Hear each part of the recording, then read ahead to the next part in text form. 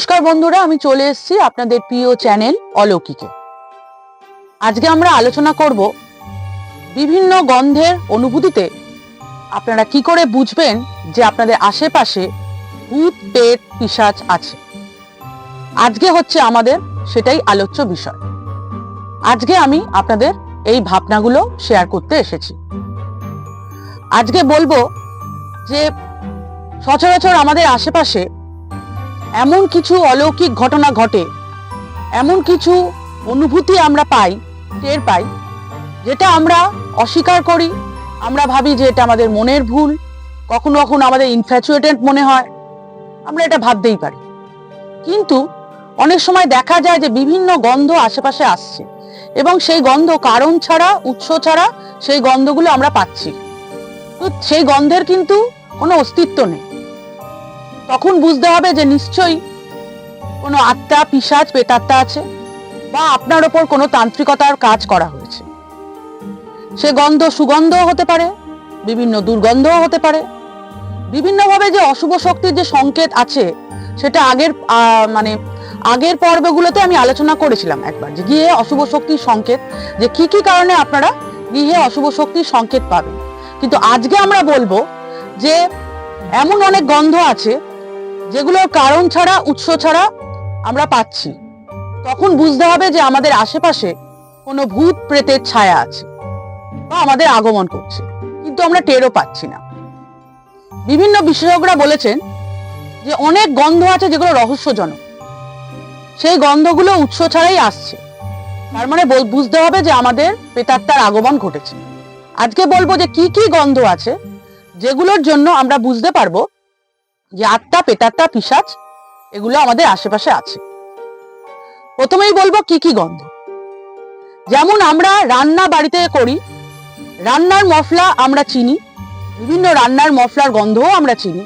কিন্তু রান্না ছাড়া হঠাৎ করে আমরা যদি দেখি যে কোনো তামাকের গন্ধ বা কোনো ফুটন্ত কপির গন্ধ, তাহলে বুঝতে হবে যে বাড়িতে প্রেতাত্মার আগমন ঘটেছে। এছাড়া পচা ডিমের গন্ধ যদি আপনারা পেয়ে থাকেন এবং সেই গন্ধ উৎস ছাড়াই পাচ্ছেন, কোনো কারণ নেই, এমনকি পচা খাবার, আপনাদের বাড়িতে কোনো খাবার রান্না করা হয়নি বা কোনো খাবার আপনারা কেউ খাচ্ছেন না বা কোনো পচে যায়নি, সেই খাবার হঠাৎ করে আপনারা যদি সেই পচা খাবার বা পচা ডিমের গন্ধ যদি আপনারা পেয়ে থাকেন, তাহলে বুঝতে হবে যে প্রেতাত্মারা আপনাদের বার্তা বহন করছে, মানে তাদের উপস্থিতি আপনাদের বোঝাবার চেষ্টা করছে। এছাড়া অনেক সময় ফুলের গন্ধের মাধ্যমেও আপনারা বুঝতে পারেন যে প্রেতাত্মার আগমন ঘটেছে বা অশরীরীদের আগমন ঘটেছে। ফুলের গন্ধ বলতে আমরা বুঝবো জুঁই ফুল। হঠাৎ করে আপনাদের নাকে জুঁই ফুলের গন্ধ এলো, অথচ আপনাদের বাড়ির আশেপাশে কোনো জুঁই ফুলের গাছ নেই বা জুঁই ফুলও নেই, হঠাৎ করে আপনি জুঁই ফুলের গন্ধ পাচ্ছেন, তাহলে সাবধান, প্রেতাত্মারা কিন্তু আশেপাশেই রয়েছে। এছাড়া গোলাপ ফুলের গন্ধ, গোলাপ ফুলের গাছ আপনারা বাড়িতে কোথাও পোতেননি, হঠাৎ করে আপনাদের কোনোভাবে গোলাপ ফুলের গন্ধ আপনারা টের পাচ্ছেন, তাহলে বুঝতে হবে যে অশুভ আত্মার যে সংকেত আপনাকে দিচ্ছে, তার উপস্থিতির সংকেত আপনাকে দিচ্ছে। তাছাড়া আরো অনেক কারণ আছে, সেটাও আপনারা বুঝতে পারবেন যে অশুভ শক্তিরা আগমন ঘটেছে। যেমন হঠাৎ করে এমন এক কোনো গন্ধ, যে গন্ধ শুনে যে গন্ধ শুকে আপনাদের মনে হতে পারে পুরনো কোনো ঘটনা। সেই পুরনো ঘটনা, সেই প্রেতাত্মাদের উপস্থিতিতেই আপনারা সেই পুরনো ঘটনা মনে করে দিচ্ছেন, জানে প্রেতাত্মারা তখন বর্তমান, সেই জন্য আপনারা পুরনো ঘটনাগুলো পাচ্ছেন। গন্ধের ওপর নির্ভর করছে যে আপনাদের আত্মাটা কতটা দূরত্বে আছে, গন্ধের ওপর নির্ভর করে দিচ্ছে তাদের উপস্থিতি।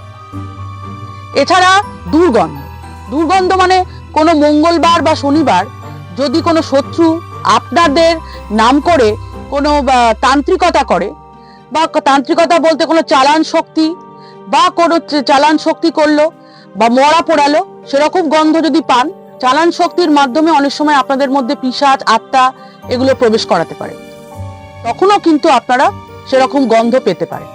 আবার অনেক সময় দেখা যায় যে আপনারা অসুস্থ হয়ে পড়েছেন, কি কারণে অসুস্থ হয়ে পড়েছেন, কেন অসুস্থ হয়ে পড়েছেন, সেই রোগ আপনারা যদি চিকিৎসা করেন, সেই রোগের চিকিৎসা আপনারা করতে পারবেন না, অথচ আপনারা অসুস্থ হয়ে পড়েছেন। তাহলে বুঝতে হবে যে আশেপাশে নিশ্চয়ই কোনো মরা পোড়ার গন্ধ, বা আপনাকে কোনো চালান প্রক্রিয়া বা তন্ত্রক্রিয়ার মাধ্যমে আপনাকে কোনো রকম ভাবে ক্ষতি করার চেষ্টা করা হচ্ছে। এছাড়া এমন কোনো বস্তুর গন্ধ পান, সে হঠাৎ করে সেই বস্তু দ্বারা আপনাদেরকে, মানে বস্তুর ক্রিয়া দ্বারা আপনাদের বিরুদ্ধে কোনো কাজ করা হচ্ছে, টুকটাকের কাজ করা হচ্ছে, সেই জন্য কিন্তু অনেক সময় আপনারা সেই বস্তুর গন্ধ পেতে পারেন। এইভাবে গন্ধের মাধ্যমে আপনারা বুঝতে পারেন যে অশুভ শক্তি বা অশুভ আত্মা, যে কোনো পিশাচ শক্তি আপনাদের আশেপাশে আছে। যে কোনো গন্ধ আপনারা বললাম। এবার বলবো যে আপনাদের যদি কোনো চালান শক্তি বা তান্ত্রিকতার শক্তি দ্বারা যদি আপনাদের কোনো খারাপ কাজ দ্বারা আপনারা যদি গন্ধ পান, তাহলে বুঝবেন বাড়ির মধ্যে আত্মা প্রেতাত্মা আছে। সেটার জন্য আপনারা কি করবেন, বাস্তু বন্ধন বা যজ্ঞ করাবেন, তাহলে আপনারা এসব গন্ধ থেকে মুক্ত পাবেন। আজকে আমরা এই সবই আলোচনা করলাম। আগামী পর্বে আপনারা চোখ রাখবেন, আরো অন্য বিষয়ে আপনাদের সাথে আলোচনা করব। আর আমার পর্বটা যদি ভালো লাগে আপনারা প্লিজ লাইক করবেন, শেয়ার করবেন এবং কমেন্ট করবেন। আজকে আমি আমার বক্তব্য এখানেই শেষ করছি। নমস্কার, সবাই ভালো থাকবেন।